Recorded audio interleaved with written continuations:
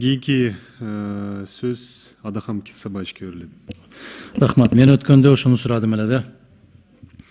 Биздин 2022 жылдын бюджетинде олтурабы деп. Ошого жооп ала алган эмесмин. Бүгүн сөздүн башында айттыңыз, бюджетте олтурат деп. Эми караңызчы. Урматтуу кесиптештер, биз бир нерсеге кенен мындай бир маани беришибиз керек да. Жогорку кеңеш колдойбу, колдобой кайда кетет деп туруп эле бюджетке киргизип койгонсуңар да, туурабы? Колдобой кайда бармак эле дейсиңер да, туурабы? Адахан Кимсамаевич, өзүңүз билгендей биз былтыр 240 миллион киргизкенбиз да, эсиңиздеби? Байкы 230 миллион. Анан 70 миллионун былтыр бербей коюшту деп айтпадым белем. Ошон үчүн иштираңызбы деп сурап атат. Ошондо ошондо кирген. Биз Эми бюджетти даярдап Руслан мырза, ошон үчүн сурап атат. 3 транш деп атат. Анда жалпысы канча деп сурап атат ошон үчүн. Жок. Биринчисине үлгүрбөй калдык дедиңер.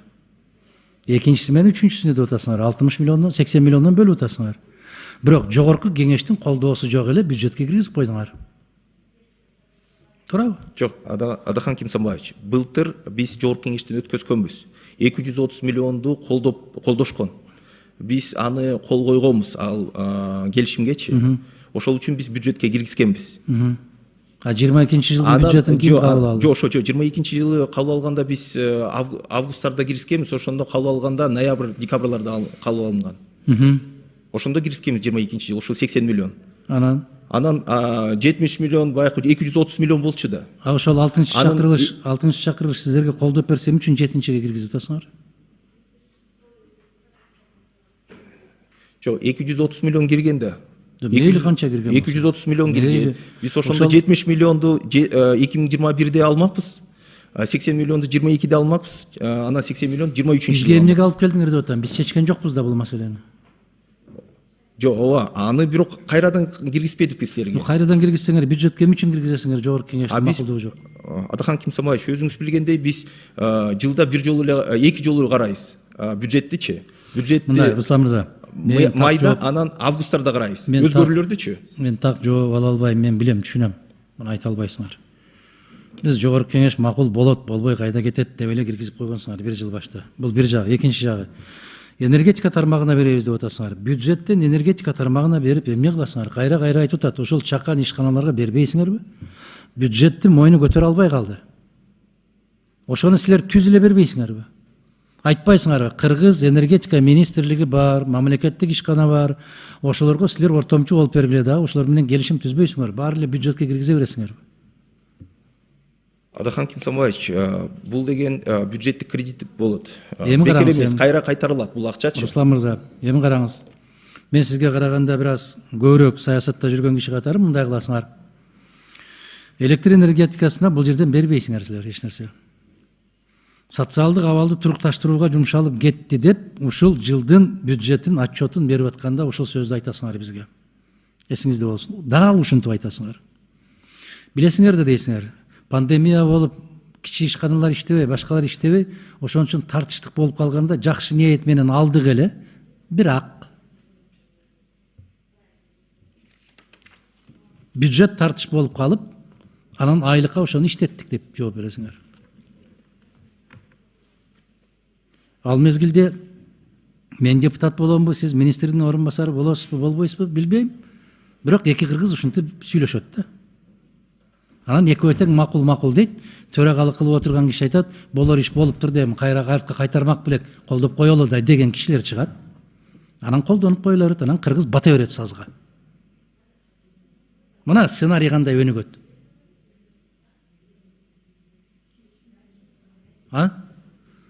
Мына ушундай болгон сценарий. Биз азыр бири-бирибизди өзүбүздү алдайбыз. Муну алып коелу, анан энергетикага беребиз. Сиз мына бир сөз айтып бердиңиз. Электроэнергетиканы импорттаганга жумшалат. Кайсы өлкөдөн импорттайбыз биз? Биз демек карыз алып, ошол карыздын эсебинен электроэнергиясын сатып алып, анан ортодон түшкөн кичине кошумчаны алып туруп элге чечет экенбиз да, туурабы? Сиздин логикаңыз ушундай болуп атпайбы? Адахан Кимсанбаевич, бул боюнча бул туруктуулугу анан биздин экономиканын электр энергия камсыздоо бирден бир максатыбыз болгон. Бул биринчиси, экинчиси бул жок, биз бекер берген жокпуз. Бул кредит, бюджетный кредит болуп атат. Ошол үчүн Минэнергетика кредит, бюджетный кредит бойдон берип атабыз. Бул кайтарымдуу акча болуп Эми үчүн атат. түзбөйт алар келишимди. Бирде булар түзө албайт, себеп дегенде финанс министрлиги ушу дайыма кепилдик берет. Түздөн түзө албайт. Эч нерсе өзгөрбөйт, бирок биз мындай нерселерге барбашыбыз керек, урматтуу кесиптеш.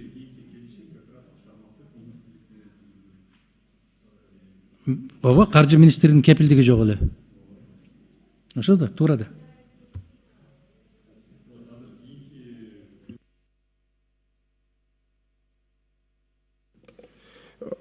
Чоңуз Азаматович, андай бул эгерде кредит болсо, бул финанс министрлиги кол коет.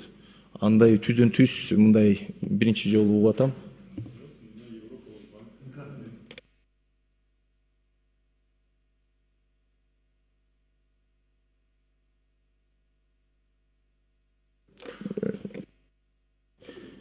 Чоңуз Азаматович, андан бирден бир кепилдикти финанс министрлиги андай жок бизде. Бардык бир кредиттердин бардыгы, грант кредиттердин бардыгы финанс министрлиги аркылуу өтөт. Түздөн түз албайт алар. Адахан Кимсанбаевич. Менде суроо жок, бирок суроолорго жооп ала албасымды билгенден улам жок да. Суроо толтура, бирок жооп ала албайм да.